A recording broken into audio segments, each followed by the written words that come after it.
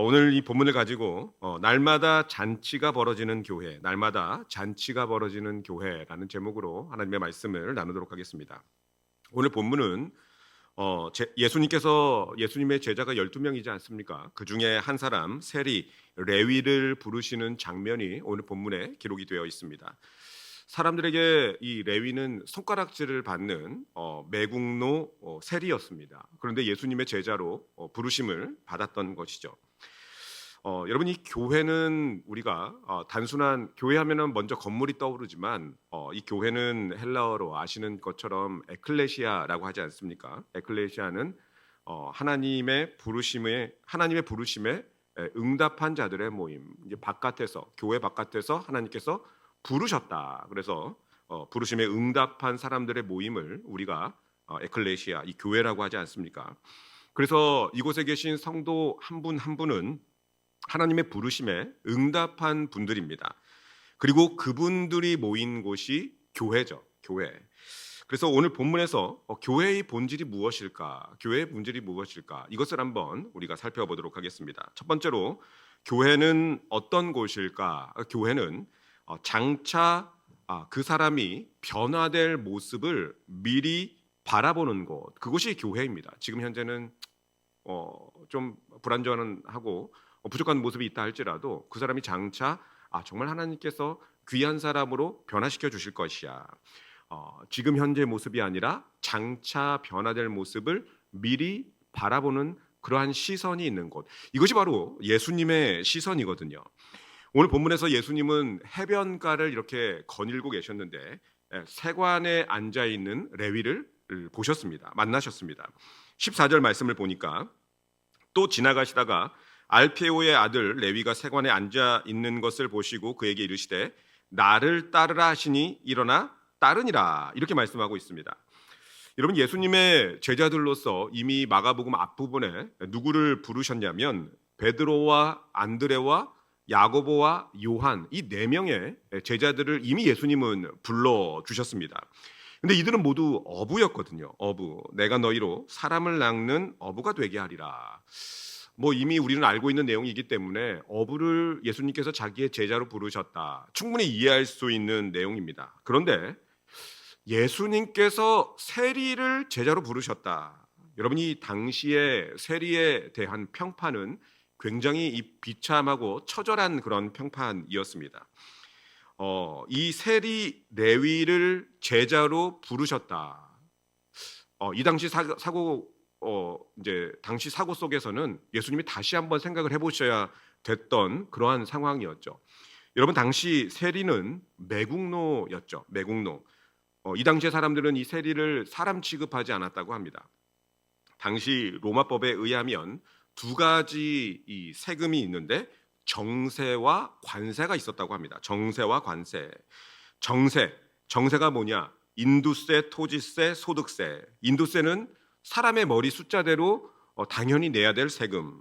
태어난 사람은 무조건 내야 되는 세금, 인두세. 토지세는 가진 토지에 따라서 내는 세금, 토지세. 소득세, 얻은 소득에 따라서 12세부터 65세까지 내는 세금. 정세, 인두세, 토지세, 또 소득세. 여러분, 이 세 가지만 하더라도 부담이 엄청 났거든요. 굉장히 엄청 났었는데 이것만으로도 백성들은 살기가 어려운데 세리들은 거기 이 정세 외에 관세를 붙였습니다. 이 관세는 세리 본인이 착취하기 위해서 세리 주머니에 들어가는 돈이었습니다.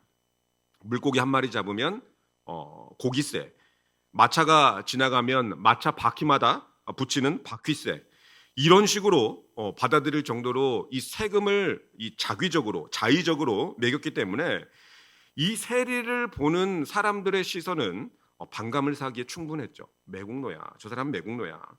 근데 이 사람이 지금 세관에 앉아있다. 세관에 앉아있다는 것은 저쪽에 이 갈릴리 호수, 갈릴리 바다에서 건너편에서 오는 사람들이 물고기를 잡아서 왔다라고 하면 그 고기를 잡았던지 배가 들어오면 그거를 보면서 이 세금을 매기기 위해서 이 세관에 앉아서 바라보고 있었던 것이죠.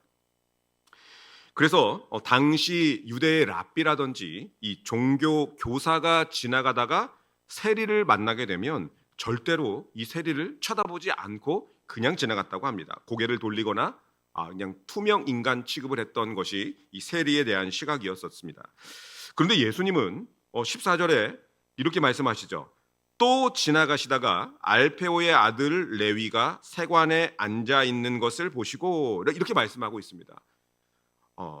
그냥 여기서 보시고라는 말은 그냥 쳐다봤다라는 의미가 아니라 원문상의 의미로는 주목하여 바라봤다 이런 의미입니다. 그냥 지나가다가 쳐다봤다 이렇게 말하는 것이 아니라 주목하여 저 사람이 저기 앉아 있구나, 어느 누구도 쳐다보지 않는 사람인데 예수님은 그 사람을 주목하여 바라보고 있었다.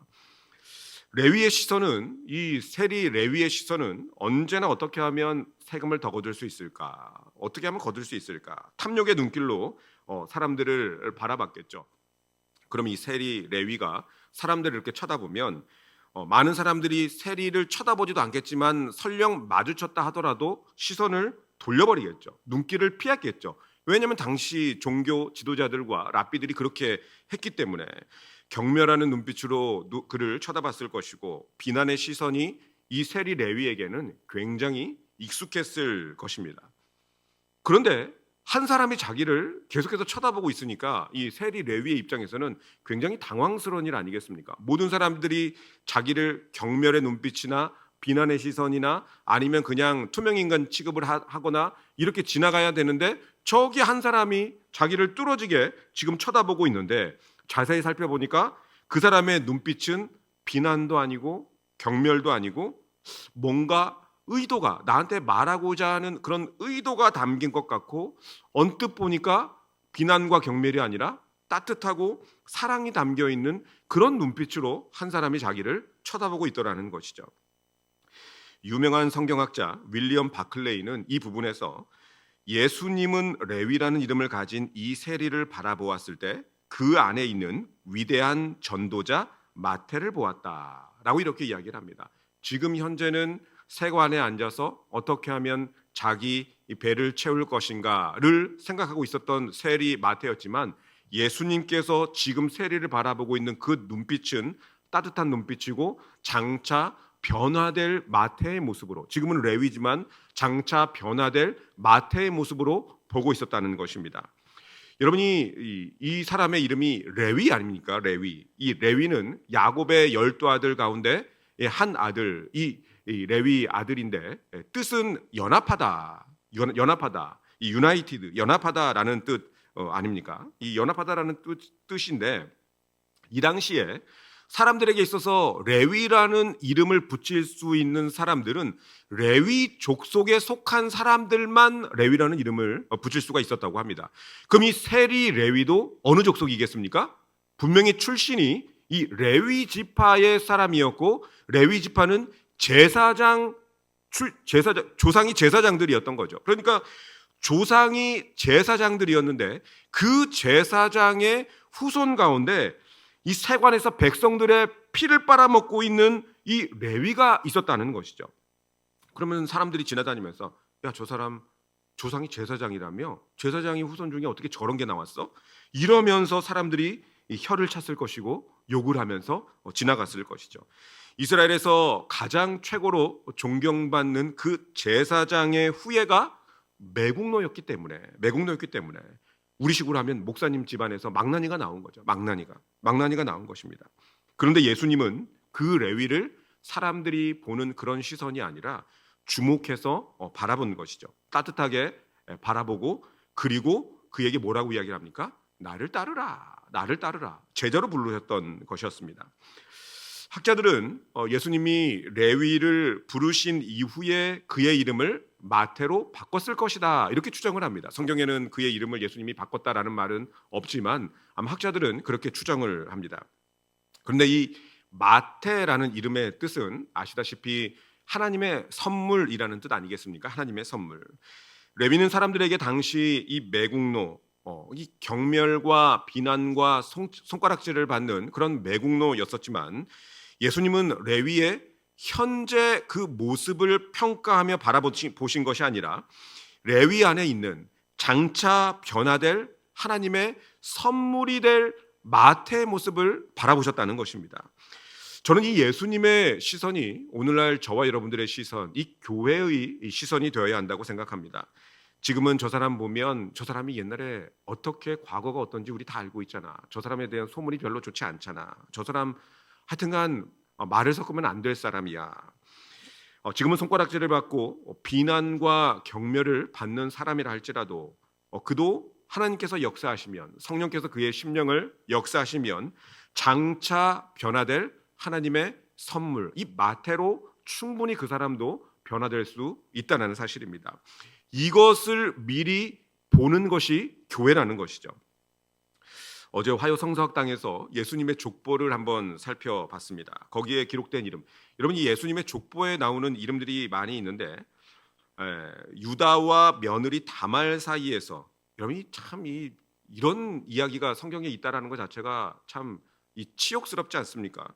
유다와 며느리 다말 사이에서 이상한 관계 속에서 태어난 베레스가 예수님의 족보에 들어 있고, 또 여리고성에 있었던 신전 여사제 겸 창녀였던 라합, 기생 라합도 거기에 기록이 되어 있고, 라합의 아들이 누구였습니까?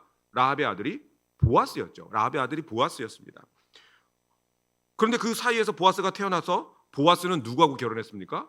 모압 여인 룻, 이방 여인 룻과 또 결혼을 했고, 여러분 이 모압은 또 어떻게 생겼습니까? 어떻게 생겼습니까? 모압, 소돔과 고모라 멸망 때 아브라함의 조카 롯이 술 취해서 자기 두 딸과 동침해서 낳은 자식이 암몬과 모압이었습니다. 이런 내용들이 성경에 기록이 되어 있는데, 만약에 성경이 가짜라고 한다면 이런 내용을 기록했겠습니까? 안 기록했겠습니까? 가짜라면 이런 내용을 기록하지 않겠죠. 독재자들의, 우리 대한민국과 가까운 나라도 있지 않습니까? 그 독재자들의 출생 기록을 굉장히 포장하죠. 조금이라도 이상한 부분이 있으면 다 뜯어 고칩니다. 그래서 그 사람이 처음서부터 보통 사람들과는 다른 사람이었었다. 가짜니까 그렇게 포장하는 것이 관례였겠죠. 그렇지만 여러분이 성경은 있는 그대로를 모두 기록하고 밝히지 않습니까? 시아버지와 며느리 사이에서 태어난 그 아기가 예수님의 족보에 있습니다. 이방 신전 여사제 겸 창녀와의 사이에서 태어난 아기가 있습니다. 모압이라는 이방 출신 여인 사이에서 태어난 아기도 예수님의 족보에 기록이 되어 있습니다. 기록이 되어 있죠. 그러면 이렇게 수치스러운 이야기가 만약에 우리 집안에 있다면 여러분들은 그것을 다른 사람에게 밝힐 수가 있겠습니까? 못 밝히죠. 그래서 우리가 어떤 것을 선택합니까? 덮자. 이거는 우리 입으로 다른 사람에게 말할 수 없는 거야. 그냥 덮어버리자. 그런데 인류 구원의 역사인 여러분, 노아의 방주에 나무 사이에 물이 들어오지 못하도록 무엇을 바른 줄 아세요? 역청을 발랐죠. 근데 이 역청의 이 의미가 덮다라는 의미가 있습니다. 덮다. 역청의 뜻이 덮다라는 거예요. 구원의 방주, 이 구원의 방주를 하나님께서 이 역청으로 바르셔서 덮어주셨기 때문에 우리의 구원은 하나님이 덮어주셨기 때문에 얻었다라는 것이 이 구원의 방주가 우리에게 주시는 교훈 아니겠습니까? 매국노 레위가 어떻게 해서 주님의 제자가 됐겠습니까? 어떻게 하나님의 선물이 되었겠습니까? 하나님께서, 예수님께서 십자가의 보혈로 덮어주셨기 때문에 현재의 모습이 아니라 장차 변화될 하나님의 선물, 이 마태라는 그 하나님의 선물이라는 것을 지금 현재 예수님께서 미래에 변화될 모습을 바라보았기 때문에, 덮어주셨기 때문에, 그래서 레위가 예수님의 제자가 될 수 있었던 것이죠. 그랬더니 레위가 나를 따르라 예수님께서 말씀하셨더니 레위의 행동이 어떻습니까? 일어나 따르니라. 즉시 일어나 따르니라. 의미는 그렇습니다. 즉시 일어나 따르니라. 독일의 신학자 이 본 회퍼가 나를 따르라라는 책에서 이렇게 이야기를 합니다. 예수님의 부르심에는 지체할 시간이 없다. 부르심은 즉각적인 순종으로만 응답될 수 있다. 그러면 어떻게 예수님이 부르셨을 때 이렇게 즉각적으로 순종할 수 있습니까? 나의 과거를, 사람들의 경멸과 비난과 내가 그렇게 착복했던 그 모든 과거를 덮어주셨기 때문에, 너무나 감사해서 주님의 부르심에 우리가 즉각 순종하고 응답할 수밖에 없었다는 사실입니다. 여러분, 이 팀 켈러는 이 탕부 하나님에서 이렇게 이야기를 합니다. 하나님은 우리가 될 수 있는 사람으로 우리를 보신다. 세리, 이 무슨 말이냐면 세리 레위처럼 현재 우리는 미완성의 존재이지만 하나님은 이미 완성된 하나님의 작품으로서 미완성된 지금 현재 우리를 바라보고 계신다, 이런 말씀입니다. 그렇기 때문에 너무나 감사하고 놀라운 그런 하나님의 말씀 아니겠습니까? 따라서 교회는 세상으로부터 부르심을 받은 사람들의 모임인데, 특별히 이 교회 안에 속한 저와 여러분들, 부족한 사람들이 많이 있지만 특별히 우리가 가지고 있어야 될 시선은 지금 예수님께서 마태를, 이 세리 레위를 바라보는 바로 그 시선, 덮어주시고 하나님의 선물, 이 마태, 장차 완성될 하나님의 작품으로 변화될 그 모습을 미리 지금 현재 바라보는 그 시선이 이 교회 안에 속한 저와 여러분들에게 있어야 된다는 것을 말하고 있는 것입니다. 여러분, 하나님은 누구든지 이렇게 세리 레위를 하나님의 선물인 마태로 변화시켜 주실 수 있는 줄로 믿습니다. 원래 시몬이라는 이름도 예수님께서 뭐라고 바꾸셨습니까? 베드로라는 이름으로 바꿔주셨습니다. 이미 부르실 때 그 안에 너는 반석과 같은 사람이야, 반석을 미리 보셨기 때문에 베드로를 불러주셨던 것처럼 저와 여러분들도 이 예수님의 시선, 세리 레위를 바라보는 이 장차 변화될 하나님의 선물인 마태로 변화될 그 시선이 저와 여러분들에게 있음으로 말미암아서 많은 사람들을 주님께로 인도하는 하나님의 백성들 되시기를 축원합니다. 그리고 교회는 이 어떤 곳이냐면 부르심을 받은 레위가 주님을 위한 잔치를 벌였습니다. 주님을 위한 잔치. 그래서 저는 그래서 이 교회가 잔치하는 곳이다. 잔치라고 해가지고 우리가 너무 이렇게 거창하게 생각하지 않아도 될 것은, 미국에 오면은 대부분 같이 밥 먹는데 이것을 뭐라고 하냐면 파티라고 하지 않습니까? 그러니까 영어로 그냥 우리가 같이 무슨 일이 있어서 같이 식사하면서 교제 나누면 그것이 주 안에서 파티가 되는 것이죠. 잔치가 되는 것입니다. 오늘 15절 말씀을 다 같이 한번 읽어보겠습니다. 15절입니다. 시작. 그의 집에 앉아 잡수실 때에 많은 세리와 죄인들이 예수와 그의 제자들과 함께 앉았으니 이는 그러한 사람들이 많이 있어서 예수를 따름이러라.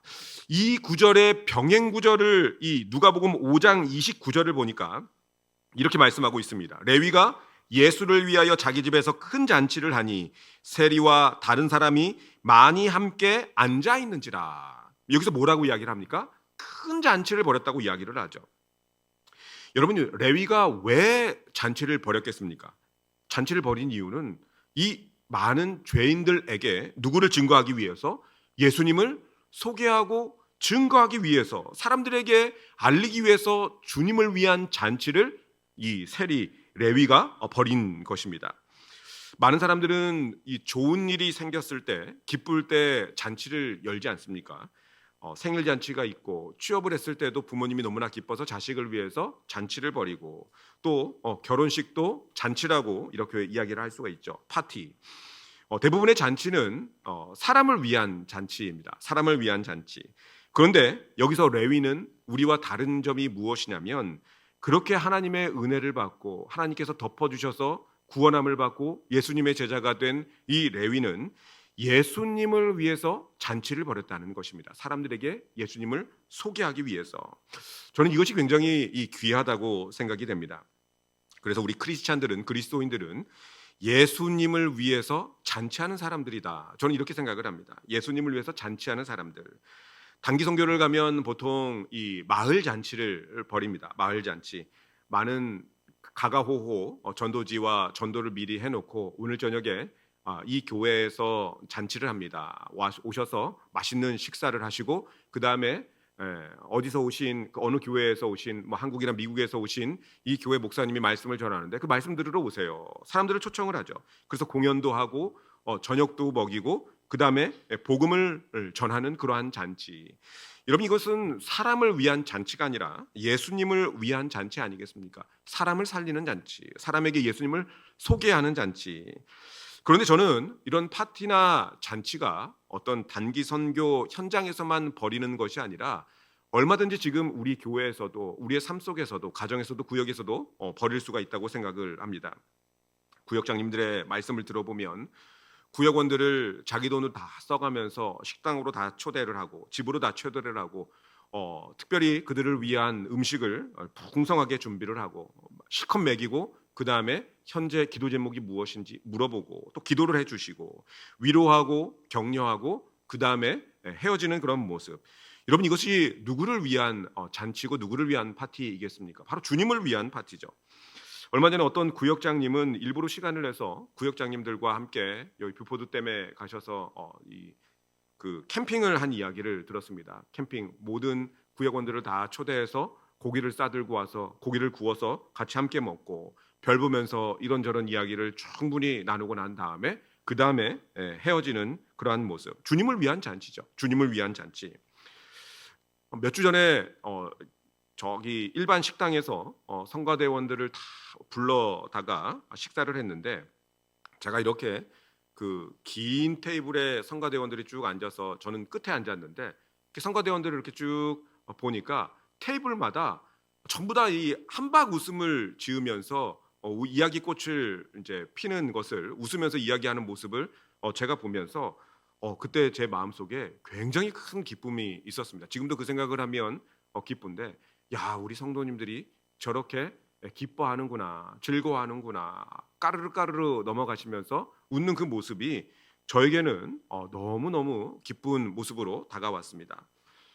여러분 그동안 섭섭함이 왜 없었겠습니까? 힘든 일 어려운 일이 왜 없었겠습니까? 그런데 다 함께 어우러져서 그 안에서 웃고 즐겁고 기뻐하는 그런 모습, 그 다음에 그 이후에 더 열심히 섬기고 봉사하는 모습. 여러분 저는 제 목회 철학이 우리 교회 홈페이지를 들어가 보면 하나님을 기쁘시게 사람을 성도를 행복하게, 저는 이것이 제 목회 철학입니다. 하나님도 기쁘시게 만들고 우리 성도님들의 마음속에서도 행복하게 하는 그런 모습. 저는 우리 성도님들의 얼굴에 항상 웃음꽃이 한박 웃음이 꽃피었으면 좋겠습니다. 그게 제 하나의 목적인데 자기 자신을 위한 잔치가 아니라 예수님을 위해서 잔치를 하는 것, 이것이 우리의 교회에서도 또 성도의 가정에서도 구역 모임에서도 소그룹 모임에서도 날마다 이게 벌어지기를 소망합니다.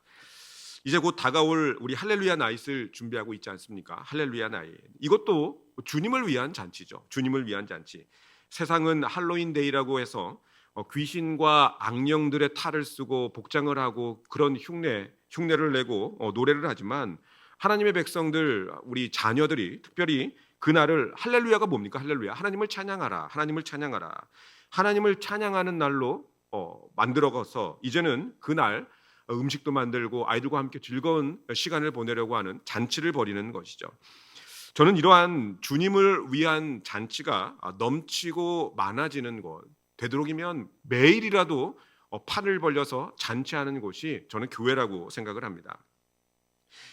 저는 이런 잔치도 한번 생각해 볼 수 있다고 생각을 하는데, 저희 이제 친할아버지에서부터 신앙이 시작이 됐는데 할아버지가 생일 잔치도 안 하고 이 칠순 잔치, 팔순 잔치도 안 하셨는데 갑자기 이 할아버지가 잔치를 한다고. 그때 이제 제가 경기도 연천 전곡에 살고 있었고 할아버지는 저희 큰아버지가 모시고 있어서 큰 집이 벌교, 여러분 순천 벌교 아십니까?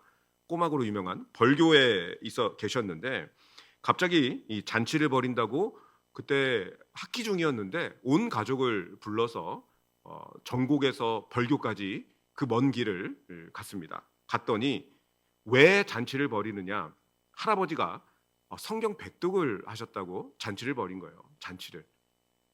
그 잔치를 참여하고 저희 아버지 지금까지 성경을 정말 열심히 읽고 계십니다. 큰아버지도 열심히 읽고 계시고 도전받았던 그때 당시에 목사님, 벌교 제1교회인가 그 교회 목사님도 도전을 받아서 성경을 읽고 계시고, 또 한 번 잔치를 벌였는데 이제는 요한계시록을 다 암송했다고. 그래서 잔치를 벌였어요.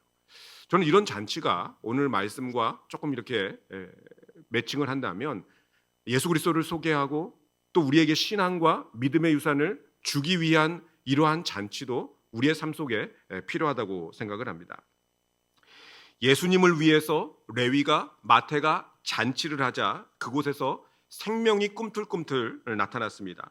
모인 사람들이 모두 죄인들이었는데, 여러분 이때 당시에 이 죄인들이라고 하면 사람들, 유대인들이 어떻게 생각을 했냐면 구원 밖에 있는 사람들을 죄인들이라고 생각을 했습니다. 우리의 구원이라는 이 선민 사상, 선민 바운더리 바깥에 있는 사람들을 전부 다 죄인들이라고 생각했는데, 이 죄인들을 다 초대해서 예수님이 함께 먹고 마시면서 이 친밀감을 형성하면서 교제를 나누었다. 이곳에 생명과 기쁨과 즐거움이 넘치는 장소가 되었다는 것이죠. 그런데 이런 잔치를 벌였음에도 불구하고 시비 거는 사람들이 있었습니다. 16절 말씀을 보면 바리새인의 서기관들이 예수께서 죄인 및 세리들과 함께 잡수시는 것을 보고 그의 제자들에게 이르되 어찌하여 세리 및 죄인들과 함께 먹는가? 이 당시 바리새인들은 세리는 비난받아야 마땅하고 죄인들, 이 구원의 경계 바깥에 있는 이런 사람들은 경멸의 대상이 되어야 마땅하고, 이 사람들은 비난받아야 되는데 예수라는 사람을 함께 모시고 기쁘고 즐겁고 행복하게 한박 웃음을 웃으면서 까르르 호호호 하하호호 이렇게 넘어가는 모습을 보니까 꼴보기가 싫은 거죠. 저 사람들은 웃으면 안 되는데, 저 사람들은 항상 찡그리고 있어야 되는데, 저 사람들은 지옥의 불쏘시개인데, 꼴보기가 싫은 것이죠. 이 모습이 돌아온 탕자의 비유 가운데서 아버지에게 항의하는 큰아들 모습 아니겠습니까? 아버지에게 항의하는 큰아들. 어떻게 항의합니까? 누가복음 15장을 보면 아버지, 돈을 창녀들과 함께 삼켜버린 저놈아에게 이 살찐 송아지를 잡아주고, 이게 뭡니까? 그때 탕자의 아버지가 뭐라고 이야기를 합니까? 누가복음 15장 32절에 이 내 동생은 죽었다가 살아났으며 내가 잃었다가 얻었기로 우리가 즐거워하고 기뻐하는 것이 마땅하다 하니라. 세리와 죄인들과 이 죽어가는 영혼들을 바라보면서 우리의 시각은, 여러분, 이 탕자의 형의 시각이 아니라 아버지의 시각이 되어야 할 줄로 믿습니다. 지금 비록 허랑방탕하고 실패한 모습을 살고 있다 하더라도 앞으로 하나님의 선물과 같은 그런 마태로 변화될 그 모습, 지금은 세리 죄인의 모습이지만 바로 이 마태와 같은 하나님의 선물과 같은 사람이 될 것을 소망하는 그 예수 그리스도의 시선이 바로 저와 여러분들이 가져야 할 시선이라는 사실입니다. 그래서 주님은 현재 이 매국노 레위를 제자로 부르셨고, 당시 종교 생활에서 떠났던 이 죄인들과 함께 잔치와 파티 속에서 함께 어우러져서 구원의 바깥으로 쫓겨났던 자들을 다시 구원으로 불러주시는 그런 놀라운 은혜와 자비를 지금 베풀어 주고 계시는 것입니다. 그러면서 하시는 말씀이 17절인데 우리 17절은 다 같이 한번 읽어보도록 하겠습니다. 17절입니다. 시작. 예수께서 들으시고 그들에게 이르시되 건강한 자에게는 의사가 쓸데없고 병든 자에게라야 쓸데있느니라. 나는 의인을 부르러 온 곳이 아니요 죄인을 부르러 왔노라 하시니라. 교회는 의인들만 와서 예배를 드리는 곳이 아니라 때로는 우리가 생각하기도 싫은 이런 죄인들이 방문해서 함께 예배를 드리며 장차 변화될 모습으로 조금씩 변화되어 나아가는 바로 그러한 모습이 있는 곳, 바로 그곳이 교회인 줄로 믿습니다. 그래서 이들과 함께 잔치하는 것이죠. 잔치하는 것. 저 사람 또 왔어 라고 하는 것이 아니라 저 사람도 옛날에 구원의 바깥에 있었지만 이제 구원 안으로 들어와서 함께 이곳에서 웃고 먹고 즐겁고 행복하게 한박 웃음을 짓는 바로 그러한 모습, 이것이 넘치는 곳이 이 교회인 줄로 믿습니다. 한 가지 이야기를 전하고 마무리를 하도록 하겠습니다.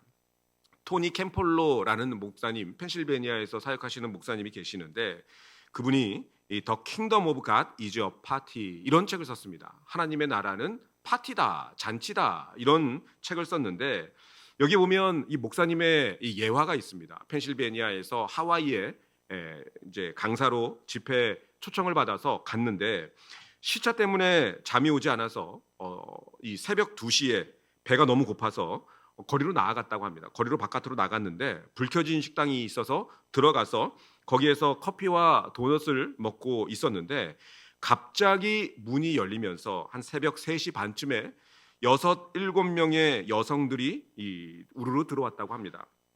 밤일을 마친 이 직업 여성들이었다고 합니다. 그들은 시끄럽게 웃고 떠들었고 캠펄러 목사님은 그 모습을 조용히 지켜봤다고 합니다. 근데 그 중에 한 여성이 불쑥 서로 이야기하는 도중에 이런 얘기를 했는데, 나 내일 생일이야. 나 내일 생일이야. 그러자 옆에 있는 친구들이 비웃었습니다. 너 같은 애가 무슨 생일을 챙겨? 우리 같은 사람 생일 축하해 줄 사람은 아무도 없어. 그 여인의 이름이 아그네스라는 여성이었었는데, 그 순간 캠폴로 목사님 마음속에 하나님의 감동이 밀려왔다고 이야기를 합니다. 목사님은 식당 주인에게 조용히 찾아가서 내일 이 시간에 저 여인을 위한 생일 파티를 열고 싶습니다. 제가 비용을 댈 테니 좀 도와주십시오. 주인은 놀라면서 그렇다면 제가 케이크는 무료로 준비하도록 하겠습니다. 그들은 작전을 짜서 다음날 새벽 3시에 풍선과 간단한 장식을 걸었고, 현수막 해피 버스데이 아그네스 이런 현수막을 이제 식당에 걸었는데, 새벽 3시가 조금 넘자 아그네스가 또 자기의 친구들과 함께 문을 열고 들어왔다고 합니다. 그때 이 식당 이제 종업원들과 식당 주인과 우리 캠펄러 목사님이 해피 버스데이 투 유 하면서 노래를 불러준 거죠. 식당 사람들이 노래를 부르고 박수를 쳤는데, 그녀는 갑자기 얼굴을 손으로 가리고 울었다고 합니다. 이제 그만 울고 이제 케이크를 잘라서 맛있게 먹어야지 이렇게 이야기를 했더니, 잠깐만요. 저는 이렇게 생일 축하 받은 적이 없기 때문에 이 케이크를 오랫동안 보관하고 싶어요. 안 잘라도 되죠. 그래서 그 케이크를 먹기 아깝다고, 그냥 오래 두고 보고 싶다고 그냥 그 케이크를 가져갔습니다. 품에 안았습니다. 그리고 캠펄러 목사님이 그 자리에서 조용히 기도를 해줬다고 합니다. 주님은 아그네스를 사랑하십니다. 그녀의 삶에 하나님의 은혜와 새 시작이 임하게 하여 주시옵소서. 이 식당에 있는 모든 사람에게도 주님의 사랑이 흘러가게 하여 주시옵소서. 예수님의 이름으로 기도합니다. 아멘. 이렇게 목사님이 기도를 했는데, 기도가 끝난 뒤에 주인이 물었다고 합니다. 당신 목사지? 목사야? 예, 저는 목사입니다. 어느 교회 목사야? 물었더니 저는 새벽 3시에 직업 여성 생일 축하해주는 그런 교회 목사입니다. 그랬더니 이제 지휘인이 그런 교회가 있다면 저도 그 교회에 나가겠습니다. 여러분, 이것이 바로 예수님께서 말씀하신 하나님의 나라의 모습, 이 교회의 모습이라고 생각을 합니다. 하나님의 나라는, 교회는 완벽한 사람들이 모인 곳이 아니죠. 버림받은 사람, 때로 상처 입은 사람, 아픈 사람, 사랑받지 못한 사람, 때로는 많은 사람들에게 비난과 경멸을 받는 바로 그 사람도 미리 주님의 시선으로 하나님의 선물이 될 미래의 모습을 우리가 바라보고 인도할 수 있는 그러한 곳, 그리고 그들을 위해서 잔치를 벌여주고 파티를 벌일 수 있는 바로 그곳이 저는 교회라고 생각을 합니다. 예수만 교회를 통해서 많은 영혼들이 이런 주님의 따뜻한 시선을 받아 누리고, 또 이런 잔치의 초대가 되어서 미리, 물론 천국에서 잔치가 벌어지겠지만 미리 이곳에서 잔치와 축제에 초대해서 파티에 참여할 수 있는, 또 그것을 열어줄 수 있는 저와 여러분들이 우리 예수만 교회가 되기를 주님의 이름으로 축원합니다.